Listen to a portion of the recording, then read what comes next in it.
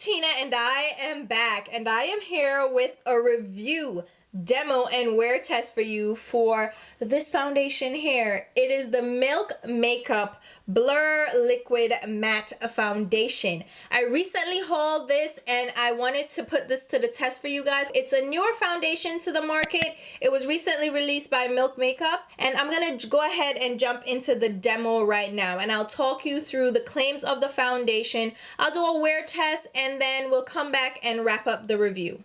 Alright guys, so I'm starting off with a clean, freshly washed face with brows filled in and mascara applied, but other than that my skin is completely bare, so you can take a look at my natural skin.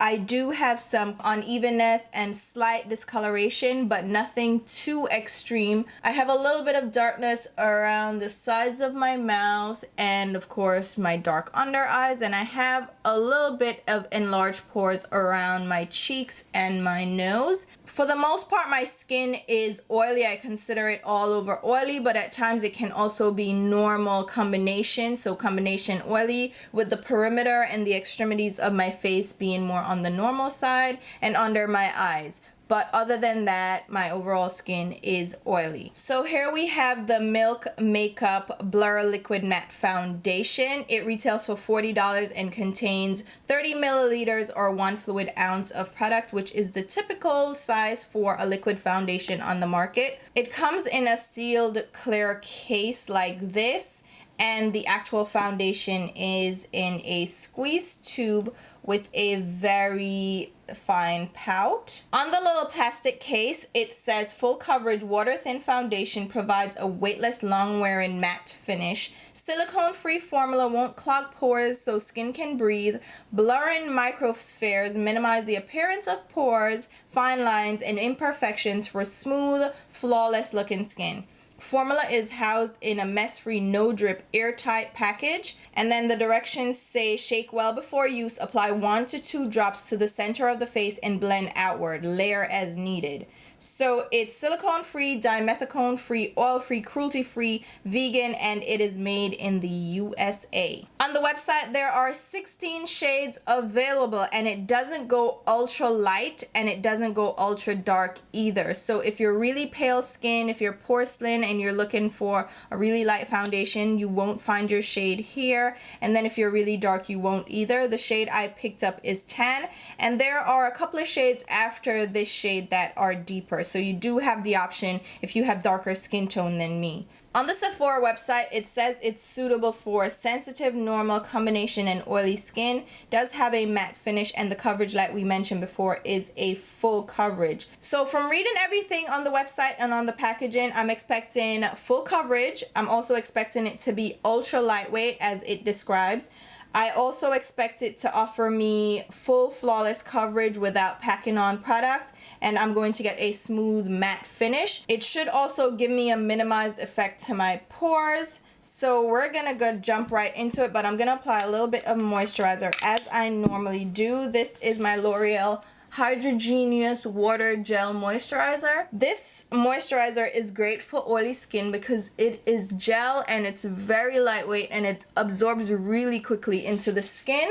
And I do still apply a moisturizer even though I have oily skin, and that actually helps with my oil production throughout the day. Next, I'm going to apply a little bit of primer, not too much. This is the Too Faced Primed and Peachy Cooling Matte Skin Perfecting Primer. Now this, you might say, is cheating a little bit because I am helping to fill in my pores and mattify my trouble spots, which are my T-zone, especially my nose area and right by my cheeks.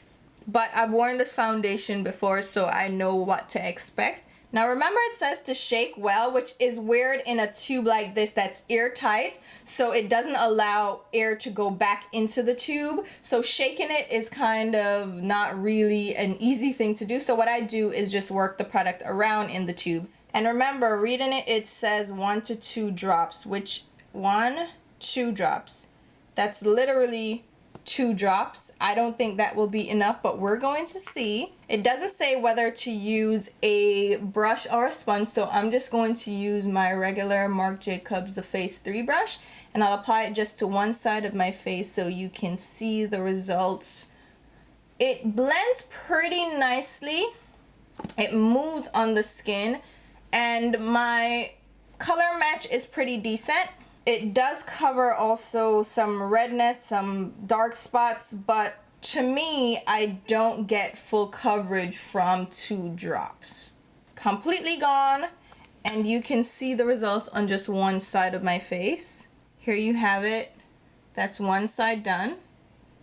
And it does give decent coverage, but for someone that's looking for full coverage, that's not going to be enough. So for me, we're gonna do a few more drops, and I'm literally just gonna swipe it on my palette. I'm not gonna do that drip drop thing, and just pick it up and buff it all over my skin.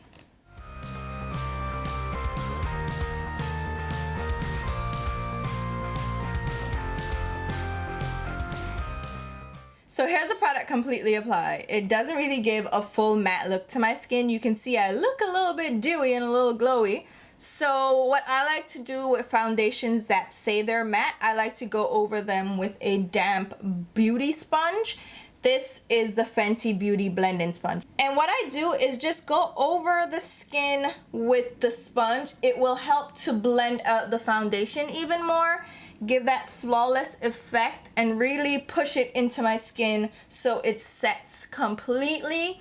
Upon initial application, it feels very lightweight. It doesn't feel tightening at all. It doesn't feel drying.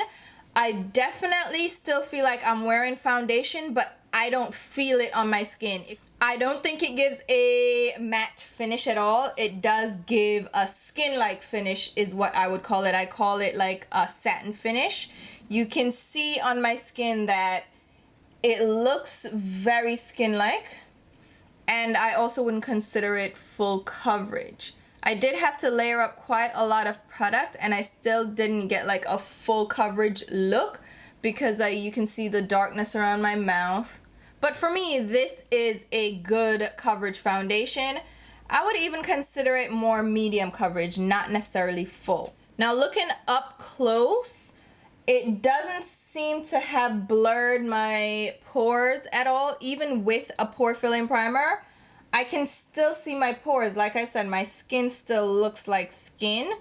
Even in my forehead, it looks a bit like foundation.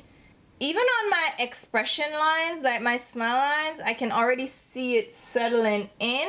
I should note though that on my nose you can see foundation, like it hasn't really melded with my skin on my nose. You can see the foundation actually sticking out, and I'm surprised that I am this dewy with a foundation that claims to be matte. Now we're gonna go ahead and set everything. I'm using my Urban Decay Ultra Definition Powder Foundation. And for this, I am just going to put it in spots where I don't want any shininess. So definitely under my eyes, next to my nose, by my cheek area where I have my problem spots. On my nose that the foundation just looks like foundation. I'm gonna try to set my smile lines as well, because I see the settling happening there, and I just want to make sure that's nice and blended. And then on my forehead. And I'm using the dampened sponge for this because it helps to push the powder into the foundation. So for me now, it's looking a bit more on the side of full coverage. It's still not complete full coverage, and it looks a lot more matte because we powdered. So we're gonna go ahead and do some wearing of this, and I'll check in with you. And the time is now 7:34. Alright guys, so it's time for an update, and it is currently 12:30, or right about 12:30. So we've had this foundation on now for roughly 5 hours, and yeah, we've gotten a bit greasy, as we can see, and I expected this pretty much because any foundation I wear gets greasy throughout the day, especially in my T-zone area. You see how greasy my nose is? The iPhone is actually picking up exactly how this foundation is reacting on my skin.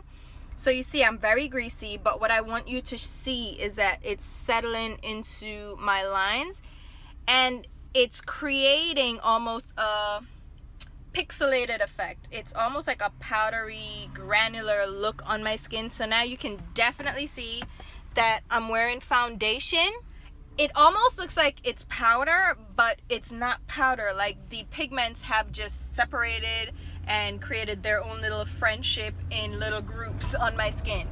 And I don't like that, and it's definitely settled into lines. So I'm going to blot as I would at this point in the day, which is about halfway through, and see how it wears for the rest of the day. But not doing too well right now.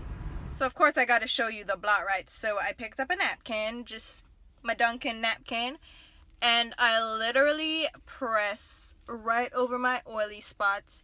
And this is why I don't invest in blotting papers, because I found that napkins that are free and cheap, and they are, for me, are quite effective as well. So just gonna press, and I'm going around the sides of my nose because, ooh, child, greasy. And there you have it. That's what the skin looks like, which actually doesn't look bad after blotting.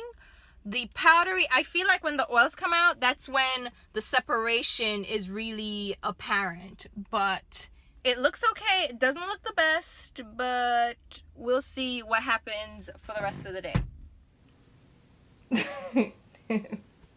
I apologize in advance that you guys have to experience this, but I'm a greasy hot mess. Like what are we doing here? Like, where am I going? Like, really? This is the foundation at 6 p.m. So a full day's wear.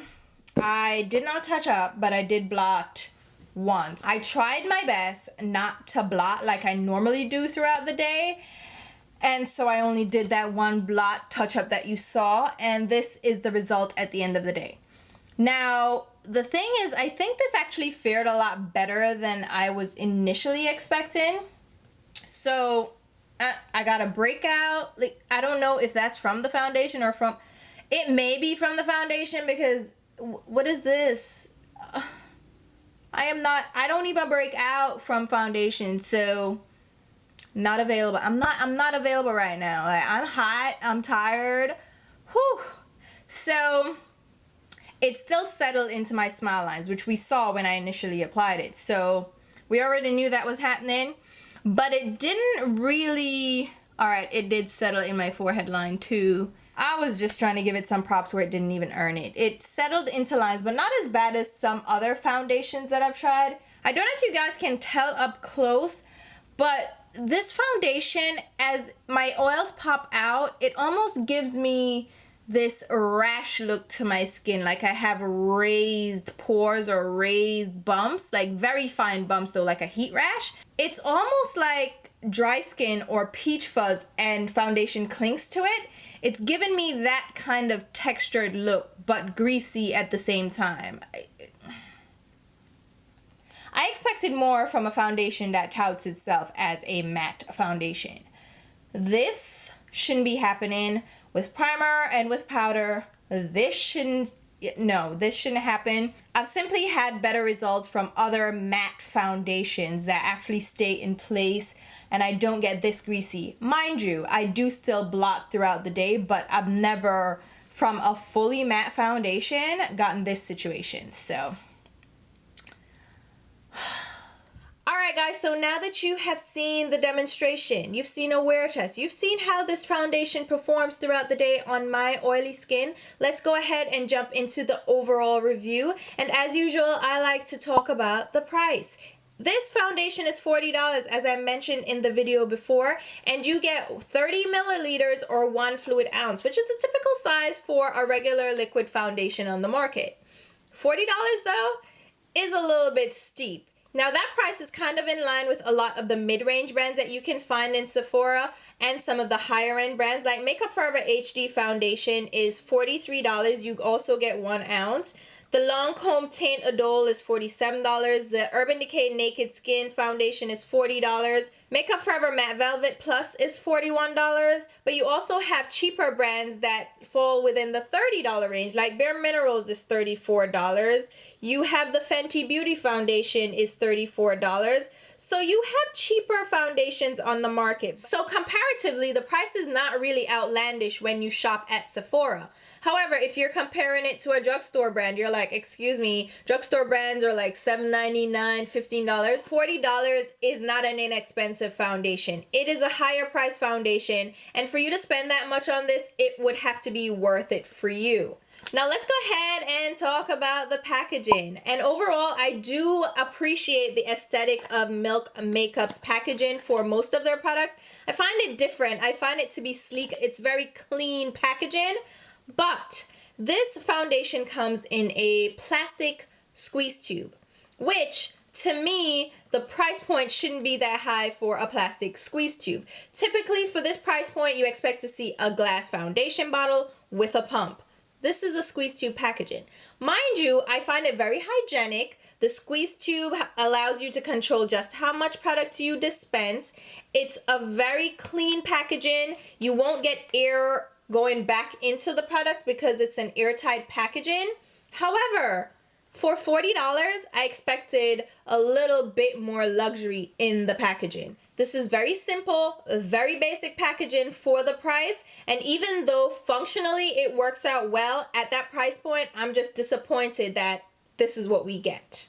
As far as the product and the performance, we saw a lot of that in the demonstration and the wear test.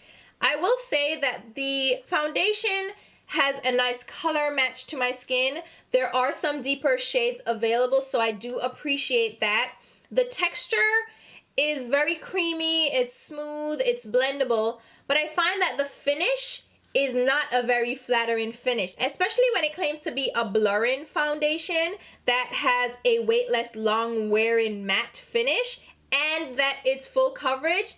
I find that it's more medium coverage. It definitely is a medium buildable, but it's not full coverage, blank out everything. It doesn't cover every imperfection, which I'm okay with, but if you were looking for full coverage, this is not it. I also find that the finish isn't truly a matte, which again is not necessarily a negative thing because sometimes we don't want to look like a flat, dry matte. But it does look very dewy on the skin sometimes, depending on the moisturizer you use, depending on the primer that you use. I'm wearing it right now and I applied it over their blurring stick primer, which is meant to smooth out the skin and fill in pores and all that, and mattify the skin as well.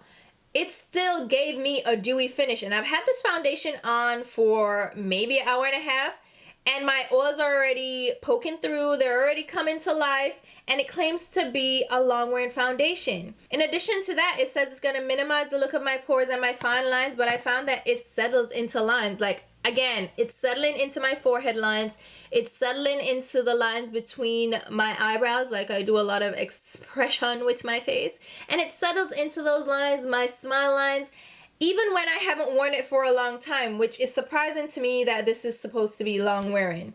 Overall, I do not like this foundation for my skin.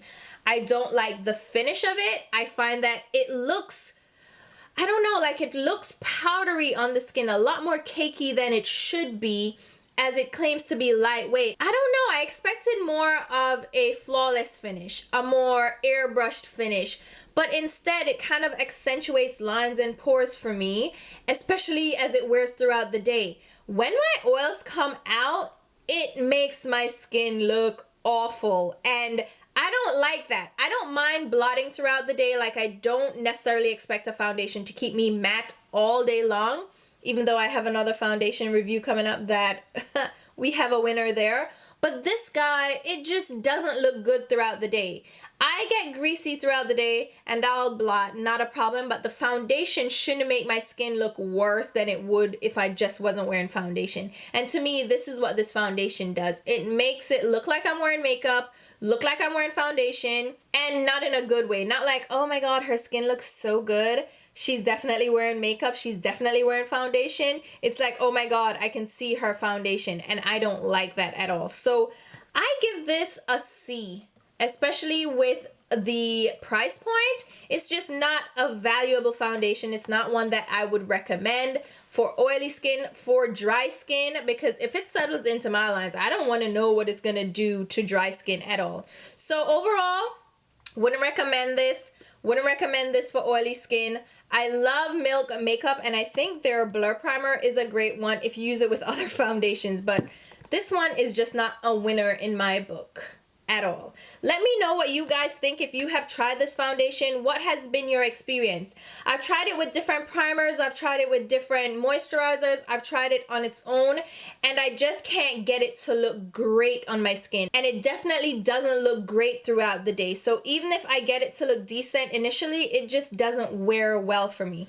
Let me know what you guys think. If you've picked this up, if you're interested in trying this out, if you've tried it out and absolutely love it, I would love to hear your feedback as well as other people in the comments, because what may not work for me may work for you, and you may have different tips and tricks on how to use this, but this one is a no-go for me. I will leave full information in the description box. I'll leave the details on the product. I will also leave links on where you can pick this up, which is online on Sephora.com or in store. Again, the shade range is not very extensive, and if you do still want to try this foundation out for yourself to see how you feel about it, get a sample first before you fully invest the $40 into this, because I feel like you need to really see how it performs on your skin to see if you really like it. I will also leave links to my Instagram and Twitter page where you should definitely be following me along. And if you enjoyed this video, go ahead, feel free to leave me a thumbs up and let me know what other foundations you want me to test out for you guys. And until my next video, which will be very soon, I'll talk to you. Bye guys.